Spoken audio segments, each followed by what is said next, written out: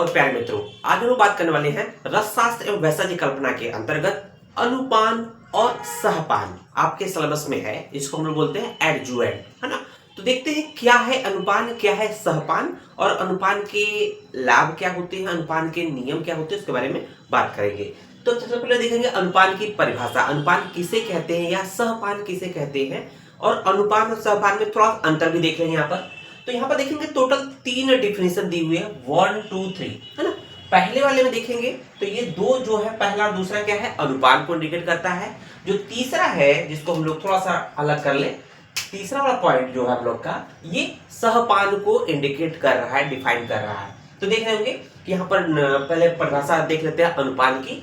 अन्न अन्नात अनुपश्चात पियत इति अनुपानम। तो यहाँ पर देखेंगे कि अन्न अर्थात भोजन के खाने के पश्चात। तो यहाँ पर दो टर्म है, अन्नात मतलब अन्न अर्थात भोजन, अनु और पश्चात दोनों का एक ही मीनिंग है, मतलब आफ्टर मतलब बाद में।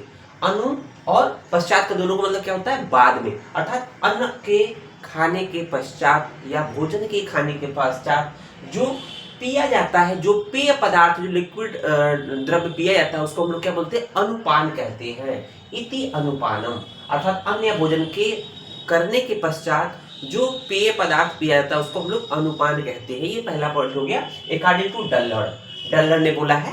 अब बात कर लेते हैं दूसरा जो पॉइंट है कि ये आर्डबल ने बोला है। आर्डबल ने सारंगधर संहिता की टीका पर, मतलब जो सारंगधर संहिता पर एक कमेंट्री की है, इसमें बोला है अनुपश्चात पानम। अनुपश्चात पानम अर्थात जो बाद में पिया जाए, किसके, औषध भक्षणोपरि, औषध भक्षणोपरि अर्थात औषध के सेवन के पश्चात। ध्यान दीजिएगा, आर्डबल ने क्या कहा है, औषध सेवन के पश्चात। अभी इसके पहले डल्लर ने क्या बोला था, अन्न अर्थात भोजन के पश्चात। तो यहाँ पर कंफ्यूज मत होइएगा कि खाने के पश्चात जो पिया जाता है उसको अनुपान कहते हैं, कि औषध सेवन के पश्चात जो पिया जाता है उसको अनुपान कहते हैं। तो यहाँ पर चाहे वो आहार हो चाहे औषध हो, कोई भी इसको सेवन करने के पश्चात जो द्रव पदार्थ पिया जाता है उसको अनुपान कहते हैं। तो वही पद कर रहे हैं, औषध भक्षणोपरि यत पीतम तद अनुपानम इति अर्थम। अर्थात औषध सेवन के पश्चात जो सेवन अर्थात जो पान किया जाता है, जो लिक्विड द्रव्य लिया जाता है उसको अनुपान कहते हैं। तो यहाँ पर पहले में क्या, अन्न का सेवन करने को बोला था, दूसरे में औषध की बात कर दी गई है। तीसरा पॉइंट देख लेंगे, ये रिप्रेजेंट करता है सहपान को। किसको, सहपान को। तो ये सहपान की डिफिनीशन है। अगर आपसे पूछे कि अनुपान और सहपान में क्या अंतर है तो आप बता सकते हैं। सहपान का मतलब होता है, सह मतलब साथ में।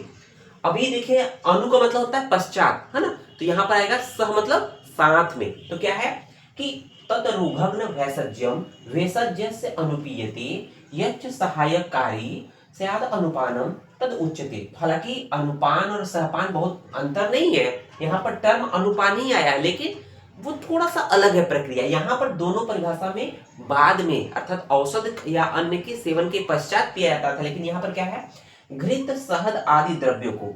तो घृत शहद आदि द्रव्यों को जब औषध में मिलाकर, देखेंगे यहाँ पर अंतर क्या है, घृत शहद आदि द्रव्यों को औषध के साथ मिक्स करके जब सेवन किया जाता है तो उसे सहपान कहते हैं। तो सह का मतलब होता है साथ में, अर्थात ऐसे पान या ऐसे द्रव्य जिनका सेवन औषध में मिलाकर किया जाए उसको सहपान, सह मतलब साथ में होता है, उसको सहपान कहते हैं।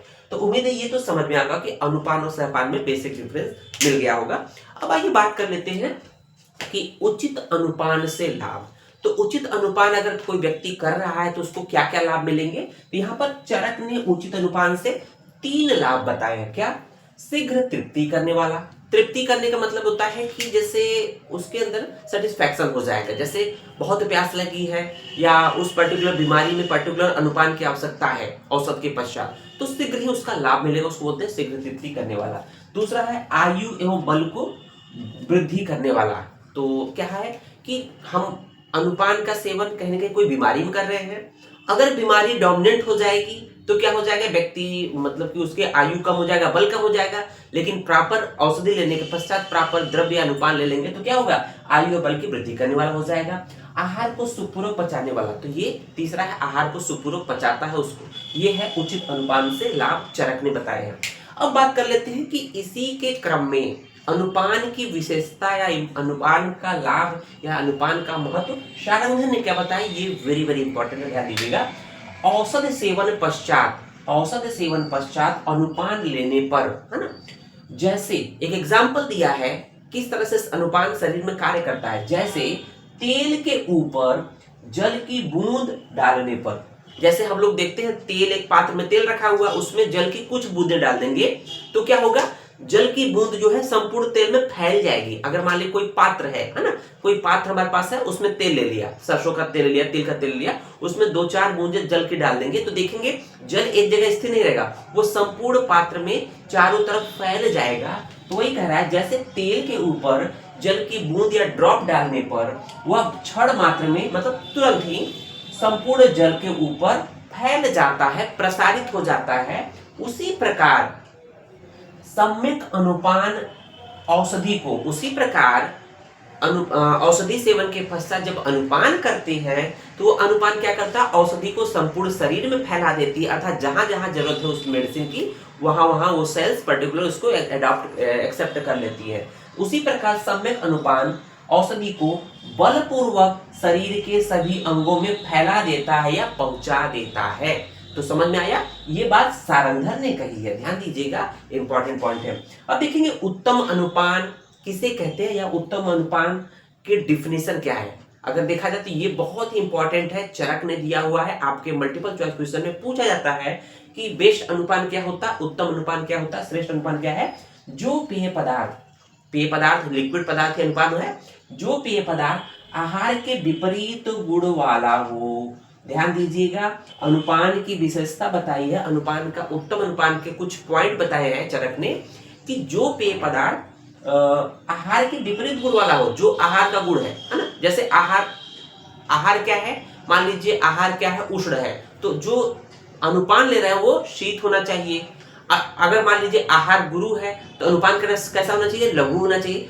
आहार के विपरीत गुण वाला होना चाहिए अनुपान, अर्थात जो पेय पदार्थ मतलब जो अनुपान आहार के विपरीत गुण वाला होता है ना, वह अन्य द्रव्यों का उचित अनुपान होता है। लेकिन यहाँ पर ध्यान देने की बात है कि अनुपान जो होता है धातु का विरोधी नहीं होना चाहिए।